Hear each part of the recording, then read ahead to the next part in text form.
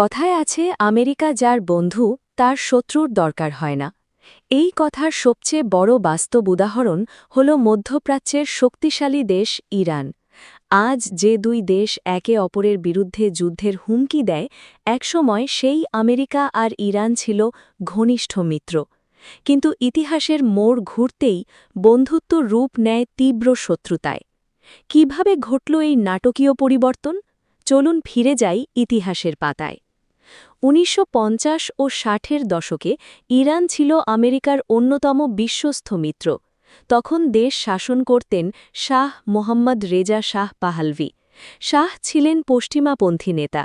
America তাকে সামরিক সহায়তা, অর্থনৈতিক বিনিয়োগ এবং আধুনিক প্রযুক্তি দিয়ে মধ্যপ্রাচ্যের শক্তিশালী করে তোলে।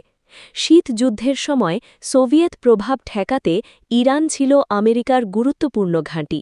ইরানের তেল আর আমেরিকার রাজনৈতিক স্বার্থ দুই দেশকে এক সুতোয় বেঁধে রেখেছিল। ইরানের গণতান্ত্রিকভাবে নির্বাচিত প্রধানমন্ত্রী মোহাম্মদ মোসাদ্দেক দেশের তেল শিল্প জাতীয়করণ করেন। এই সিদ্ধান্ত পশ্চিমা তেল কোম্পানিগুলোর স্বার্থে আঘাত করে।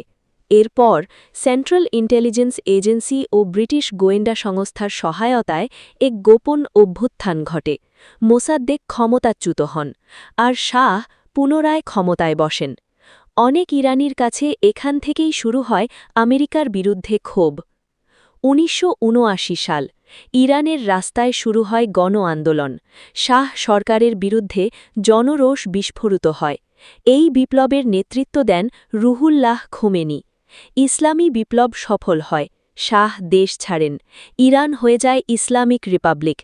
এরপরই শুরু হয় সবচেয়ে বড় সংকট, তেহরানে মার্কিন দূতাবাস দখল এবং ৪৪৪ দিন জিম্মি সংকট। এই ঘটনার পর আমেরিকা ও ইরানের সম্পর্ক সম্পূর্ণ ভেঙে পড়ে। পরবর্তী ৪ দশক ধরে সম্পর্ক ছিল শত্রুতাপূর্ণ। যুক্তরাষ্ট্র ইরানের ওপর অর্থনৈতিক নিষেধাজ্ঞা আরোপ করে।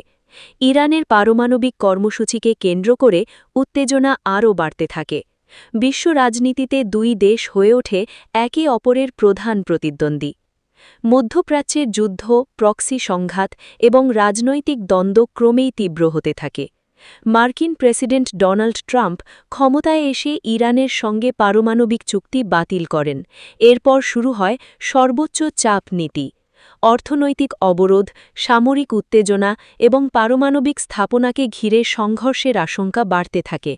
মধ্যপ্রাচ্যে মার্কিন যুদ্ধজাহাজ মোতায়েন পরিস্থিতিকে আরও বিপজ্জনক করে তোলে। আমেরিকার লক্ষ্য মধ্যপ্রাচ্যে প্রভাব বজায় রাখা, ইরানের লক্ষ্য নিজস্ব আঞ্চলিক শক্তি হিসেবে প্রতিষ্ঠা পাওয়া।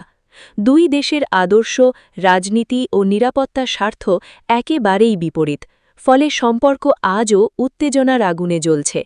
এক সময়কার ঘনিষ্ঠ মিত্র আজ চিরশত্রু।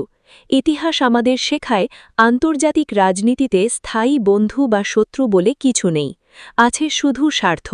আর সেই স্বার্থের খেলায় আমেরিকা ও ইরানের সম্পর্ক হয়ে উঠেছে আধুনিক বিশ্বের সবচেয়ে নাটকীয় ভূ-রাজনৈতিক গল্পগুলোর একটি।